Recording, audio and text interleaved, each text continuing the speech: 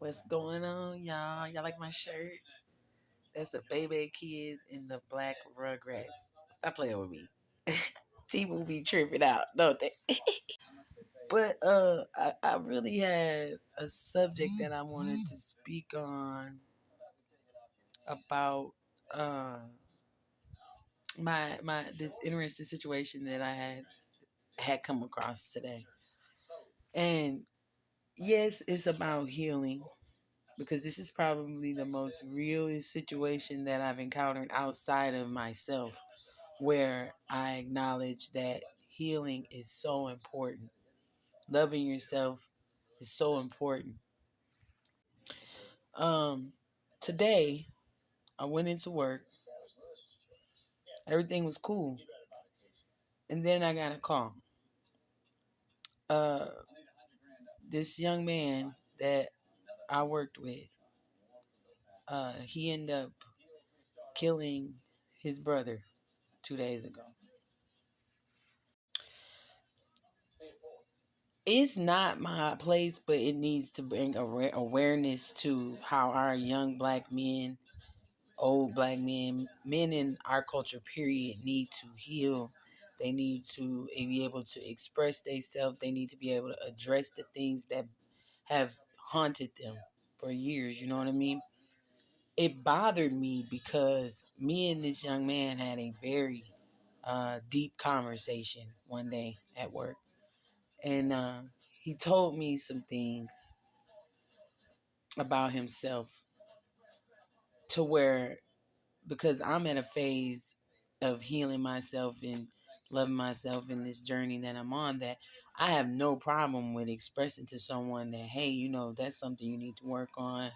That's something you need to address one day, but you can't address it until you handle your own emotions, so that way you're not reacting off an emotion, but solely off of how you feel and being able to address it and have control over the situation where it doesn't get aggressive, where it doesn't get out of control. I mean, because people might not like what you say, they may not, but that doesn't mean you have to react, and it keeps the situation to a minimum.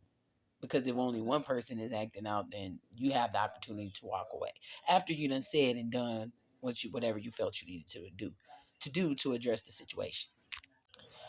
But it really was on my heart so heavy because that young man, he wasn't a bad kid. He wasn't. I honestly felt like he just needed to be able to address those things and heal, man. And the sad part about all of this is it was his brother. And he had addressed to me that, we talked about certain things that was, had to do with that situation. And this boy is 25 years old, and my heart just goes out to him, because I just felt terrible, because it was like, dang, we just was talking about this. So out of one action, one reaction, I don't know what happened. I wasn't there, but from the story that I got, it seems as if he could have stopped, processed it, and handled it a different way, he wouldn't be in that situation. I wish we could have had him at work. I wish things would have went better, for him as far as working with us. And my heart goes out to his mom, you know. But right now, she has to stand up, And like I said, my condolences go out to her and her family. But because I personally knew this young dude, this young man, I really feel for him. I intend on writing him a letter here, just to give him some words of encouragement, because we was cool. And I hate that for him, because now he's finna be thrown into a system that is not going to give him the help that he needs. You know, people go to prison or jail, and all it creates is a more angrier being from being locked in a jail cell. I know because I done been to jail, and that was not helpful to me. The only thing that I got out of it was I'll never want to go there again, ever. Okay? But what I'm saying is when I seen him, when I looked at him, his mugshot, all I saw was a little kid. Even though he was 20, he's 25-year-old young man, but I just seen him, the little kid in him, because I know where his heart and his mind was at to a degree. I might not known everything, but that rocked me to my core. I fought tears all day today for him, and I feel like if I cried, then there's, I mean, we're not gonna get anywhere out of that. But I do want to spread awareness about not everything that our parents taught us or how we were raised was right. And what parents don't want to address is that factor, period. Period, point blank. They don't want to address that. But the reality of it is it's not for them to. It's for us to understand, accept, and change it. It just rocked my world today to know that this young man is going through this. And he had expressed to me a tad bit what home life was like for him. And it just rocked my world, man. And it just made me think today that, and I talked to one of my coworkers and he was saying, everybody has a purpose. He's a very wise young man. He older than me, but he's still young, but he very wise, you know what I'm saying? And he has a heck of a testimony, but he firmly believes in God, and I respect that. And he has a very positive outlook on things, and he spun it in a way where I didn't feel emotional, but I felt like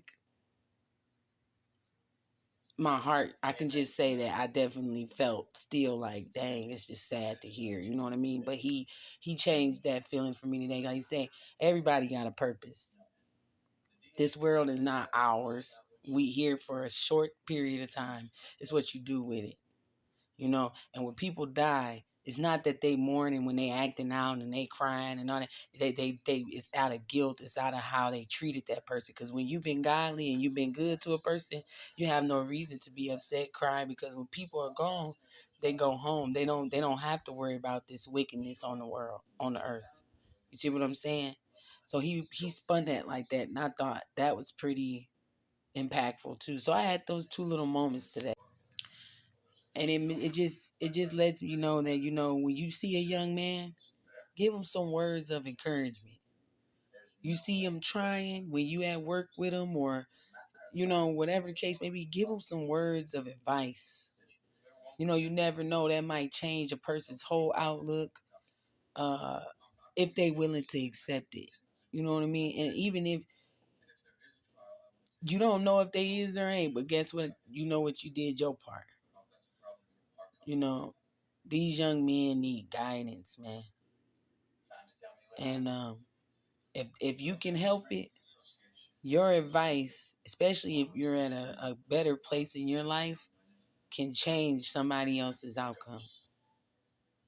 And I feel like the only thing I can say is, because I didn't see him after we had that conversation, I feel like had I got a good chance to see him one more time, we was gonna have a good conversation because I wanted to, but I didn't get the chance to. But I will be writing. My prayers are go out to his family. But yeah, man, love can cure a lot of things, man.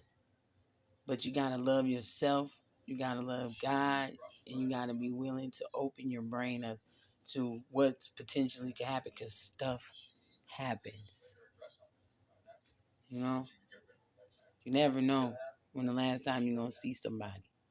Rock my world today. I was not expecting that, but I'm praying for his family and praying for him. And when you see one, just give some encouragement, lift them up. It's okay. It's okay.